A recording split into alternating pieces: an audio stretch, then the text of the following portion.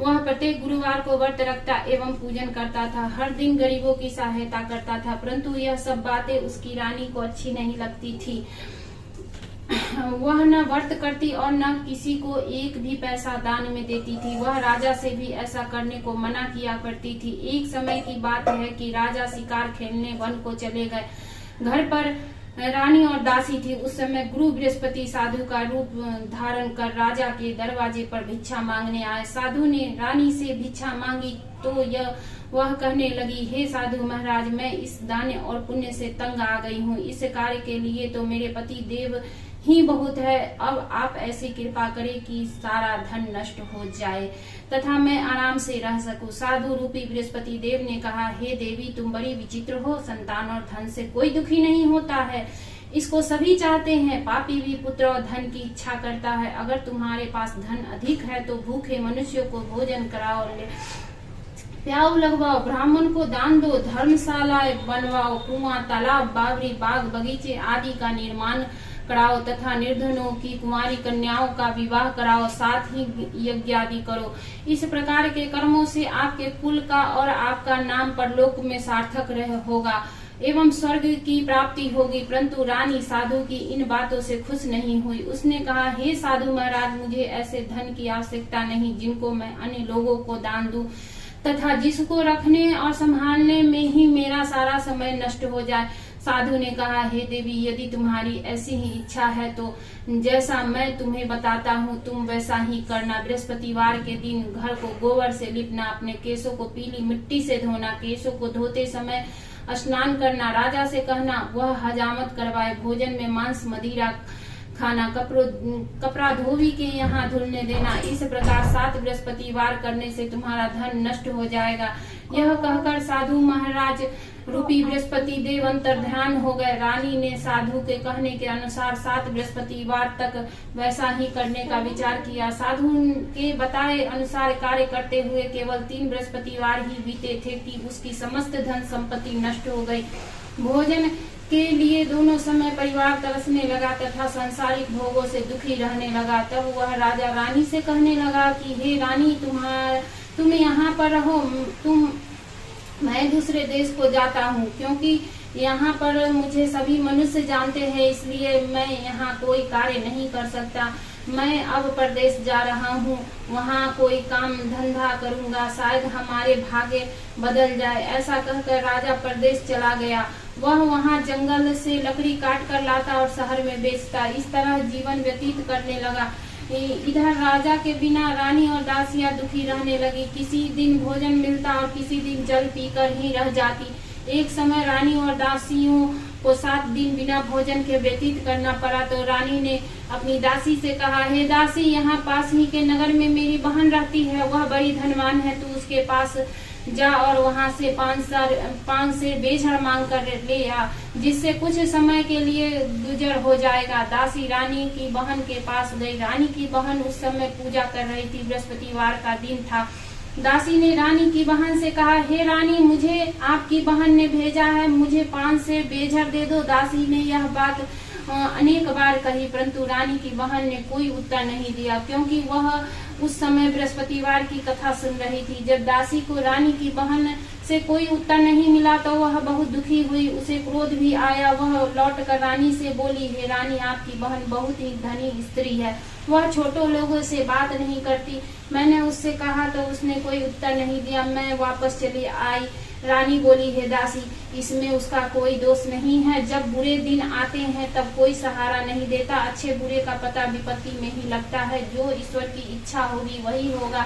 यह सब हमारे भाग्य का दोष है। उधर रानी की बहन ने सोचा कि मेरी बहन की दासी आई थी, परंतु मैं उससे नहीं बोली, इससे वह बहुत दुखी हुई होगी। अतः कथा सुन और विष्णु भगवान का पूजन समाप्त कर वह अपनी बहन के घर आई और कहने लगी, हे बहन, मैं बृहस्पतिवार का व्रत कर रही थी, तुम्हारी दासी हमारे घर गई थी, परंतु जब तक कथा होती है तब तक न हम लोग बोलते हैं और न उठते हैं, इसलिए मैं नहीं बोली। कहो दासी क्यों गई थी? रानी बोली, बहन, हमारे घर अनाज नहीं था, वैसे तुमसे कोई बात नहीं छिपी हुई है। इस कारण मैंने दासी को तुम्हारे पास 5 सेर बेझर लेने के लिए भेजा था। रानी की बहन बोली, बहन देखो, बृहस्पति भगवान सबकी मनोकामना पूर्ण करते हैं। देखो शायद तुम्हारे घर में अनाज रखा हो। यह सुनकर दासी घर के अंदर गई तो वहां उसे एक घड़ा बेझर का भरा मिल गया। उसे बड़ी हैरानी हुई क्योंकि उसने एक बर्तन देख लिया था। उसने बाहर आकर रानी को बताया। दासी अपनी रानी से कहने लगी, हे रानी देखो, वैसे हमको अब अन्न नहीं मिलता तो हम रोज ही व्रत करते हैं। अगर इनसे व्रत की विधि और कथा पूछ ली जाए तो उसे हम भी किया करेंगे। दासी के कहने पर रानी ने अपनी बहन से बृहस्पतिवार व्रत के बारे में पूछा। उसकी बहन ने बताया, हे रानी बहन, बृहस्पतिवार को सूर्योदय से पूर्व उठकर स्नान करके बृहस्पतिवार का व्रत करना चाहिए, लेकिन उस दिन सिर नहीं धोना चाहिए। बृहस्पतिवार के व्रत में चने की दाल और मुनक्का से विष्णु भगवान का केले के वृक्ष की जड़ में पूजन करे तथा दीपक जलावे। उस दिन एक ही समय भोजन करे। भोजन पीले खाद्य पदार्थ का करे तथा कथा सुने। इस प्रकार करने से गुरु भगवान प्रसन्न होते हैं, अन्न पुत्र धन देते हैं, मनोकामना पूर्ण करते हैं। व्रत और पूजन की विधि बताकर रानी की बहन अपने घर लौट गई।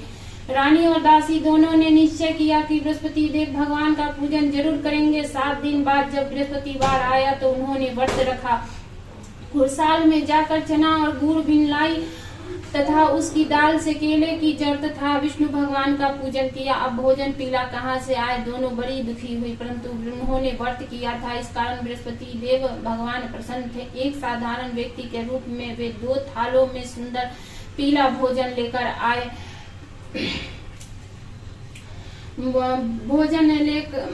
भोजन लेकर आए। दासी को देकर बोले, हे दासी, यह भोजन तुम्हारे और रानी के लिए है, तुम दोनों करना। दासी भोजन पाकर बड़ी प्रसन्न हुई और रानी से बोली, रानी जी भोजन कर लो। रानी को भोजन आने के बारे में कुछ पता नहीं था, इसलिए वह दासी से बोली, जा तू ही भोजन कर, क्योंकि तू हमारी व्यर्थ में हंसी उड़ाती है। दासी बोली, एक व्यक्ति भोजन दे गया है। रानी कहने लगी, वह भोजन तेरे लिए दे गया है, तू ही जाकर भोजन कर। दासी ने कहा, वह व्यक्ति हम दोनों के लिए 2 थालों में भोजन दे गया है, इसलिए मैं और आप दोनों ही साथ साथ भोजन करेंगी। दोनों ने गुरु भगवान को नमस्कार कर भोजन प्रारंभ किया। उसके बाद से वे प्रत्येक बृहस्पतिवार को गुरु भगवान का व्रत और पूजन करने लगी। बृहस्पति भगवान की कृपा से उनके पास धन हो गया, परंतु रानी फिर पहले की तरह से आलस्य करने लगी। तब दासी बोली, देखो रानी, तुम पहले भी इस प्रकार का आलस्य करती थी, तुम्हें धन रखने में कष्ट होता था, इस कारण सभी धन नष्ट हो गए। अब गुरु भगवान की कृपा से धन मिला है तो फिर तुम्हें आलस्य होता है। बड़ी मुसीबतों के बाद हमने यह धन पाया है, इसलिए हमें दान पुण्य करना चाहिए। तुम भूखे मनुष्यों को भोजन कराओ, प्याऊ लगवाओ, ब्राह्मणों को दान दो, कुआं तालाब बावड़ी आदि का निर्माण कराओ, मंदिर पाठशाला बनवाकर दान दो, कुंवारी कन्याओं का विवाह करवाओ, धन को शुभ कार्यों में खर्च करो, जिससे तुम्हारे कुल का यश बढ़े तथा स्वर्ग प्राप्त हो तथा पितृ प्रसन्न हो। दासी की बात मानकर रानी ने इसी प्रकार के कर्म करने प्रारंभ किए, जिससे उनका काफी यश फैलने लगा। एक दिन रानी और दासी आपस में विचार करने लगी कि न जाने राजा किस दशा में होंगे, उनकी कोई खोज खबर नहीं है। गुरु भगवान से उन्होंने प्रार्थना की और भगवान ने रात्रि में राजा को स्वप्न में कहा, हे राजा उठ, तेरी रानी तुझको याद करती है, अब अपने देश को लौट जा। राजा प्रातः काल उठकर जंगल से लकड़ियां काट कर लाने के लिए जंगल की ओर चल पड़ा। जंगल से गुजरते हुए वह सोचने लगा, रानी की गलती से उसे कितने दुख भोगने पड़े। राजपाट छोड़कर उसे जंगल में आकर रहना पड़ा। जंगल से लकड़ियां काटकर उन्हें बेचकर गुजारा करना पड़ा। उसी समय उस जंगल में बृहस्पति देव एक साधु का रूप धारण कर आए और राजा के पास आकर बोले, हे लकड़हारे, तुम इस सुनसान जंगल में किस चिंता में बैठे हो, मुझे बताओ। यह सुन राजा के नेत्र में जल भर आया और साधु की वंदना कर बोला, हे प्रभु, आप सब कुछ जानने वाले हैं। इतना कहकर राजा ने साधु को अपनी संपूर्ण कहानी सुना दी। महात्मा दयालु होते हैं। वे राजा से बोले, हे राजा, तुम्हारी पत्नी ने बृहस्पति देव के प्रति अपराध किया था, जिसके कारण तुम्हारी यह दशा हुई। अब तुम किसी प्रकार की चिंता मत करो, भगवान तुम्हें पहले से अधिक धन देंगे। देखो, तुम्हारी पत्नी ने बृहस्पतिवार का व्रत प्रारंभ कर दिया है। अब तुम भी बृहस्पतिवार के व्रत का करके चने की दाल व गुड़ जल के लोटे में डालकर केले का पूजन करो, फिर कथा कहो या सुनो, भगवान तुम्हारी सब मनोकामनाओं को पूर्ण करेंगे। साधु को प्रसन्न देकर राजा बोला, है प्रभु, मुझे लकड़ी बेचकर इतना पैसा भी नहीं बचता जिससे भोजन करने के उपरांत कुछ बचा सकूं। मैंने रात्रि में अपनी रानी को व्याकुल देखा है, मेरे पास कोई साधन नहीं है जिससे समाचार जान सकूं। फिर मैं बृहस्पति देव की क्या कहानी कहूँ, मुझको तो कुछ भी मालूम नहीं है। साधु ने कहा, हे राजा, तुम किसी बात की चिंता मत करो। बृहस्पतिवार के दिन तुम रोजाना की तरह लकड़ियां लेकर शहर में जाओ, तुम्हें रोज से दुगुना धन प्राप्त होगा, जिससे तुम भली भांति भोजन कर लोगे तथा बृहस्पति देव की पूजा का सामान भी आ जाएगा। बृहस्पति देव की कथा इस प्रकार है। बृहस्पति देव की कथा, प्राचीन काल में एक बहुत ही निर्धन ब्राह्मण था, उसकी कोई संतान नहीं थी। वह नित्य पूजा पाठ करता, परंतु उसकी स्त्री बहुत मलिनता के साथ रहती थी। वह न स्नान करती और न किसी देवता का पूजन करती। प्रातः काल उठते ही सर्वप्रथम भोजन करती, बाद में कोई अन्य कार्य करती। ब्राह्मण देवता बहुत दुखी रहते थे, पत्नी को बहुत समझाते, किंतु उसका कोई परिणाम न निकलता। भगवान की कृपा से ब्राह्मण की स्त्री को कन्या उत्पन्न हुई। वह कन्या अपने पिता के घर में बड़ी होने लगी। वह बालिका प्रातः स्नान करके भगवान विष्णु का जप करती। वह बचपन से ही बृहस्पतिवार का व्रत भी करने लगी। पूजा पाठ समाप्त कर स्कूल जाती तो अपनी मुट्ठी में जौ भर के ले जाती और पाठशाला जाने के मार्ग में डालती जाती। वही जौ स्वर्ण के हो जाते तो लौटते समय उसको बीन कर घर ले आती। एक दिन वह बालिका सूप में उन सोने के जौ को फटक कर साफ कर रही थी, तभी उसकी माँ ने देख लिया और कहा, हे बेटी, सोने के जौ को फटकने के लिए सोने का सूप होना चाहिए। दूसरे दिन गुरुवार था। इस कन्या ने व्रत रखा और बृहस्पति देव से प्रार्थना करके कहा, हे प्रभु, यदि मैंने सच्चे मन से आपकी पूजा की हो तो मुझे सोने का सूप दे दो। बृहस्पति देव ने उसकी प्रार्थना स्वीकार कर ली। रोजाना की तरह वह कन्या जौ फैलाती हुई स्कूल चली गई। स्कूल से लौटकर जब वह जौ बीन रही थी तो बृहस्पति देव की कृपा से उसे सोने का सूप मिला। उसे वह घर ले आई और उससे जौ साफ करने लगी, परंतु उसकी माँ का वही ढंग रहा। एक दिन की बात है, वह कन्या सोने के सूप में जौ साफ कर रही थी। उस समय उस नगर का राजकुमार वहाँ से होकर निकला। इस कन्या के रूप और सोने के सूप में जौ को साफ करते देखकर वह उस कन्या पर मोहित हो गया। राजमहल आकर वह भोजन तथा जल त्याग कर उदास होकर लेट गया। राजा को जब राजकुमार द्वारा अन्न जल त्यागने का समाचार ज्ञात हुआ तो अपने मंत्रियों के साथ वह अपने पुत्र के पास गए और बोले, हे बेटा, तुम्हें किस बात का कष्ट है? किसी ने अपमान किया है अथवा कोई और कारण है? मुझे बताओ, मैं वही करूंगा जिससे तुम्हें प्रसन्नता हो। राजकुमार ने अपने पिता की बातें सुनी तो वह बोला, मुझे आपकी कृपा से किसी बात का दुख नहीं है। किसी ने मेरा अपमान नहीं किया है, परंतु मैं उस लड़की के साथ विवाह करना चाहता हूँ जो सोने के सूप में जौ साफ कर रही थी। यह सुन राजा आश्चर्य में पड़ गया और बोला, हे बेटा, इस तरह की कन्या का पता तुम ही लगाओ, मैं उसके साथ तुम्हारा विवाह अवश्य ही करवा दूंगा।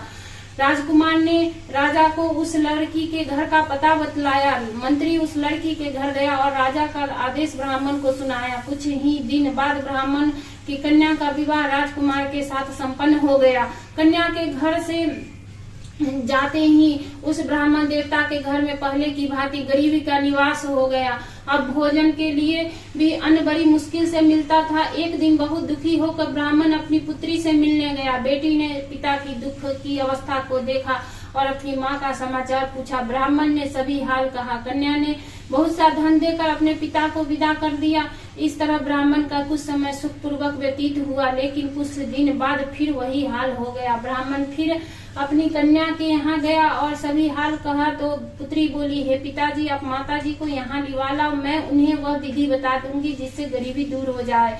ब्राह्मण देवता अपनी स्त्री को साथ लेकर अपनी पुत्री के पास राजमहल पहुंचे तो पुत्री अपनी माँ को समझाने लगी, हे माँ, प्रातः काल उठकर सर्वप्रथम स्नान आदि करके विष्णु भगवान का पूजन करो तो सब दरिद्रता दूर हो जाएगी। परंतु उसकी माँ का वही ढंग, वही बात रहा। परंतु उसकी माँ ने उसकी एक बात नहीं मानी। वह प्रातः काल उठकर अपनी पुत्री का बचा जूठन खा लेती। एक दिन उसकी पुत्री को बहुत गुस्सा आया। उसने एक रात एक कोठरी से सारा सामान निकाल दिया और अपनी माँ को उसमें बंद कर दिया। प्रातः उसमें से उसे निकाला तथा स्नान आदि करा के पूजा पाठ करवाया तो उसकी माँ की बुद्धि ठीक हो गई। उसके बाद वह नित्य से पूजा पाठ करती और प्रत्येक बृहस्पतिवार को व्रत रखने लगी। इस व्रत के प्रभाव से उसकी माँ भी बहुत धनवान हो गई और बृहस्पति देवता के प्रभाव से स्वर्ग को गई। वह ब्राह्मण भी सुख पूर्वक इस लोक का सुख भोग कर स्वर्ग को प्राप्त हुआ। इस तरह कहानी कहकर साधु देवता वहां से लोप हो गए। धीरे धीरे समय व्यतीत होने पर फिर बृहस्पतिवार का दिन आया। राजा जंगल से लकड़ी काटकर किसी शहर में बेचने गया। उसे उस दिन और दिनों से अधिक धन मिला। राजा ने चना गुड़ आदि लाकर बृहस्पतिवार का व्रत किया। उस दिन से उसके सभी कलेश दूर हुए, परंतु जब अगला गुरुवार का दिन आया तो वह बृहस्पतिवार का व्रत करना भूल गया। इस कारण बृहस्पति भगवान नाराज हो गए। उस दिन उस नगर के राजा ने विशाल यज्ञ का आयोजन किया तथा अपने समस्त राज्य में घोषणा करवा दी कि कोई भी मनुष्य अपने घर में भोजन न बनाए तथा आग भी न जलाए। समस्त लोग मेरे यहाँ भोजन करने आवे। इस आज्ञा को जो न मानेगा उसको फांसी की सजा दी जाएगी। राजा की आज्ञा अनुसार राज्य के सभी वासी राजा के भोज में सम्मिलित हुए, लेकिन लकड़हारा कुछ देर से पहुंचा, इसलिए राजा उसको अपने साथ महल में ले गए। जब राजा लकड़हारे को भोजन करा रहे थे तो रानी की दृष्टि उस खूंटी पर पड़ी जिस पर उसका हार लटका हुआ था। उसे हार खूंटी पर लटका दिखाई नहीं दिया। रानी को निश्चय हो गया कि हार इसी लकड़हारे ने चुरा लिया है।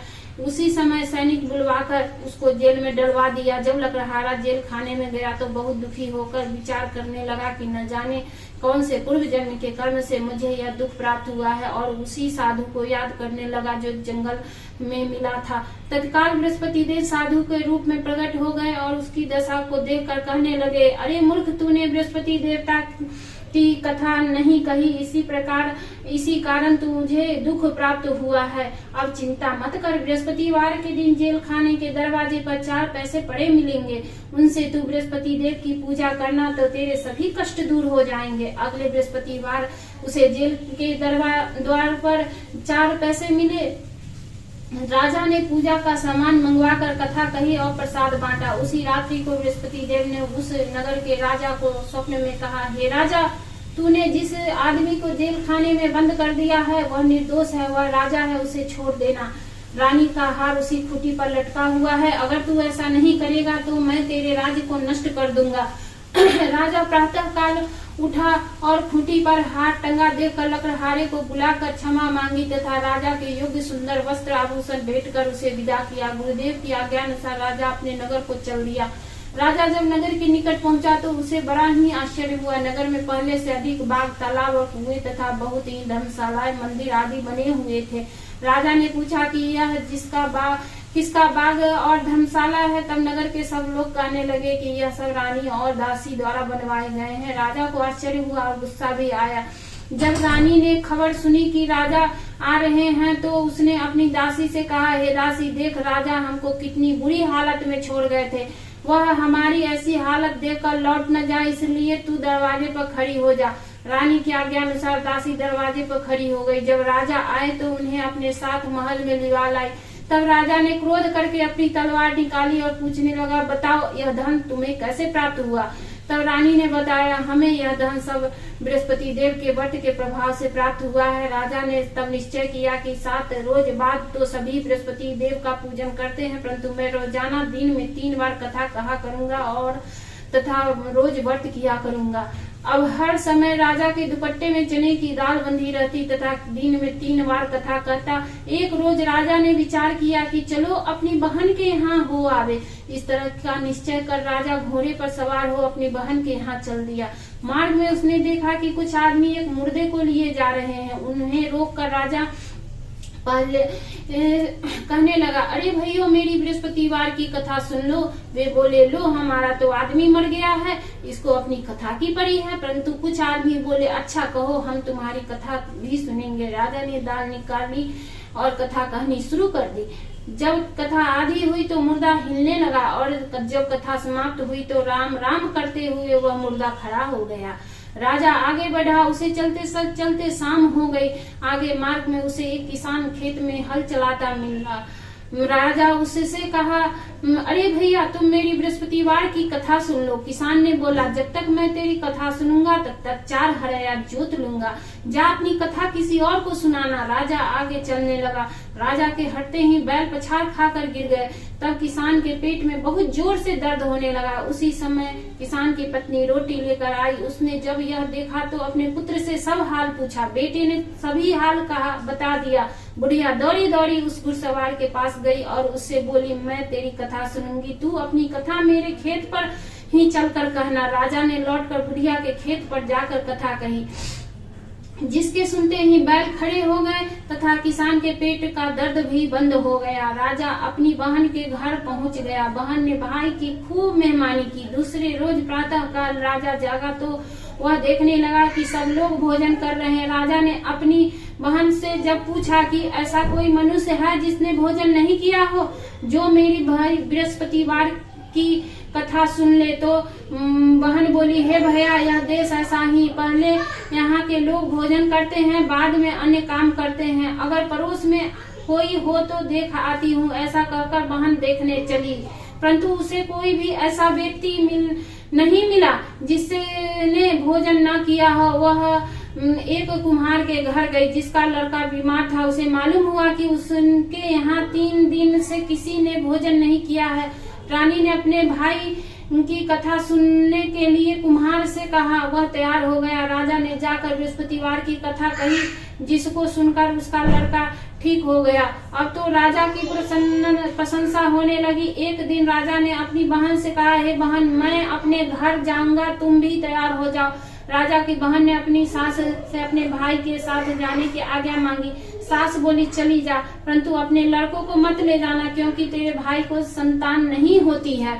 बहन ने अपने भाई से कहा, हे भैया, मैं तो चलूंगी, परंतु कोई बालक नहीं जाएगा। राजा ने कहा, जब कोई बालक नहीं चलेगा तब तुम ही जाकर क्या करोगी। दुखी मन से राजा अपने नगर को लौट आया। राजा ने अपनी रानी से कहा, हम निसंतान है, इसलिए कोई हमारे घर आना पसंद नहीं करता। इतना कह वह बिना भोजन आदि किए शया पर लेट गया। रानी बोली, हे प्रभु, बृहस्पति देव ने हमें सब कुछ दिया है, वे हमें संतान भी अवश्य देंगे। उसी रात बृहस्पति देव ने राजा को स्वप्न में कहा, हे राजा, उठ, सभी सोच को त्याग दे, तेरी रानी गर्भवती है। राजा को यह जानकर बड़ी खुशी हुई। 9वें महीने रानी के गर्भ से एक सुंदर पुत्र पैदा हुआ। जब राजा की बहन ने यह शुभ समाचार सुना तो वह बहुत खुश हुई तथा बधाई लेकर अपने भाई के यहाँ आई। तभी रानी ने कहा, घोड़ा चढ़कर नहीं आई, गधा चढ़ी आई। राजा की बहन बोली, भाई, मैं इस प्रकार न कहती तो तुम्हें औलाद कैसे मिलती। बृहस्पति देव ऐसे ही हैं, जिसके मन में जो कामनाएं रहती है सभी को पूर्ण करते हैं। जो सद्भावना पूर्वक बृहस्पतिवार का व्रत करता है एवं पढ़ता है अथवा सुनता है और दूसरों को सुनाता है, बृहस्पति देव उसकी सभी मनोकामना पूर्ण करते हैं। बृहस्पति देव उनकी सदैव रक्षा करते हैं। जो संसार में सद्भावना और सच्चे हृदय से बृहस्पति देव का पूजन करते हैं, उनकी सभी मनोकामनाएं उसी प्रकार पूर्ण होती है जैसे रानी और राजा ने बृहस्पति देव की कथा का गुणगान किया। उनकी सभी इच्छाएं बृहस्पति देव ने पूर्ण की। मनुष्य को हृदय से उनका मनन करते हुए जय जयकार करना चाहिए। इति श्री बृहस्पतिवार व्रत कथा समाप्त। बोलो बृहस्पति भगवान की जय, बोलो विष्णु भगवान की जय। ओम भगवते वासुदेवाय नमः। हर हर हर महादेव।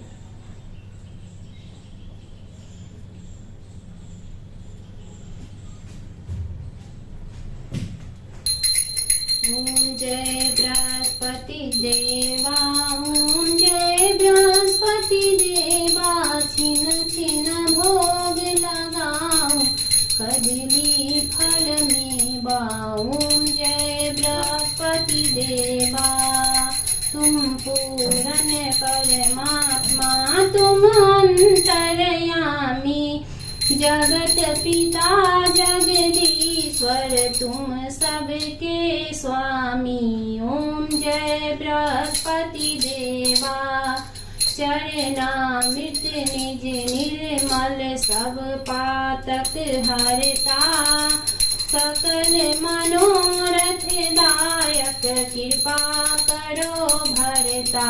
ओम जय बृहस्पति देवा, तन मन धन अर्पण कर, जो जन शरण परे, प्रभु प्रकट तब हो कर आकर द्वार खरे। ओम जय बृहस्पति देवा दीन दयाल दयानिधि भक्तन हितकारी। पाप दोष सब हरता भव बंधन हारी। ओम जय बृहस्पति देवा सकल मनोरथ दायक से कृपा करो बृहस्पति देवा। जो कोई आरती तुम तेरी प्रेम सहित गावे। जेठानंद आनंद कर सो निश्चय पावे। ओम जय बृहस्पति देवा। ओम जय जगदीश हरे। प्रभु जय जगदीश हरे। भक्त जनों के संकट क्षण में दूर करे।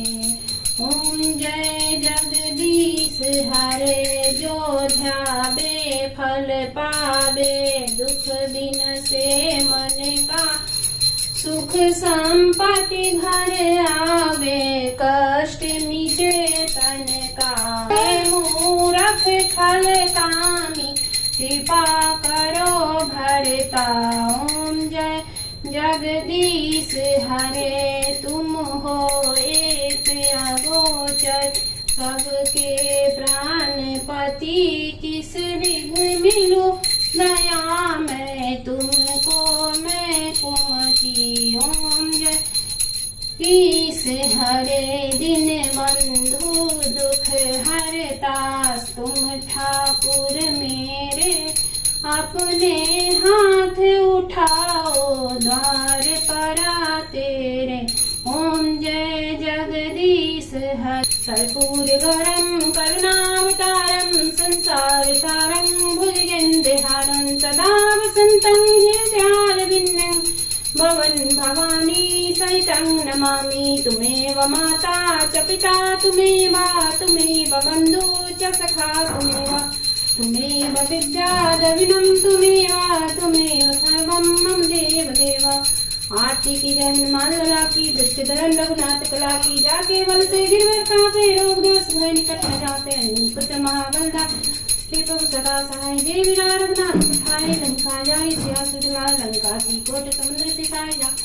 लंका जारी सुर सहारे। सिया राम चंद्र के काज सवारे। लक्ष्मण मूर्छित पड़े सकारे। लाए सजीवन प्राण उबारे। पैठी पताल तोरी जमकारे। रावण की भुजा उखाड़े। बाएं भुजा सुंदर मारे। दाहिने भुजा संत जन तारे। सुंदर मुनि आरती तारे। जय जय जय हनुमान जी तारे। कंचन थार कपुल्ले छाई। आरती कृत अंजना मां जी की आरती गावे। बसी वकुंठ परम पद पावे। लंका विध्वंसी रघुराई। तुलसीदास स्वामी कीर्ति गाय। बोलो धीर बजरंग बली की जय। पवन सुत हनुमान की जय। राम भक्त हनुमान की जय। अयोध्यापति राम लला की जय। बोलो बृहस्पति भगवान की जय। बोलो रामचंद्र भगवान की जय। बोलो बाबा गरीबनाथ की जय। बाबा विश्वनाथ की जय। बाबा अमरनाथ की जय। बाबा केदारनाथ की जय। मैया पार्वती की जय। माँ वैष्णो माता की जय। माँ तारा माता की जय। जय माँ तारा। हर काल हर कष्ट हर दुख हर दारिद्र हर हर हर महादेव। ओम नमः पार्वती पते हर हर महादेव। ओम भगवते वासुदेवाय नमः। ओम पार्वती पते हर हर महादेव। गाइज, ये जो मैंने पूजा की वीडियो बनाई है, इसके पीछे मेरा यही एक उद्देश्य है कि अगर आप लोग कभी टूर पर जाते हैं या मैं भी कभी टूर पर गई, अगर आपके पास में बृहस्पति भगवान की व्रत की वो किताब नहीं है तो आप ये मेरी वीडियो को सुन सकते हैं। इससे कहा भी जाता है कि बृहस्पति भगवान के व्रत की कथा की जो होती है पाठ, वो आप पढ़ भी सकते हैं या सुन भी सकते हैं। इसलिए ये वीडियो मेरा उद्देश्य था बनाना कि आप लोग कभी कहीं जाए तो ये वीडियो मेरा सुन सकते हैं।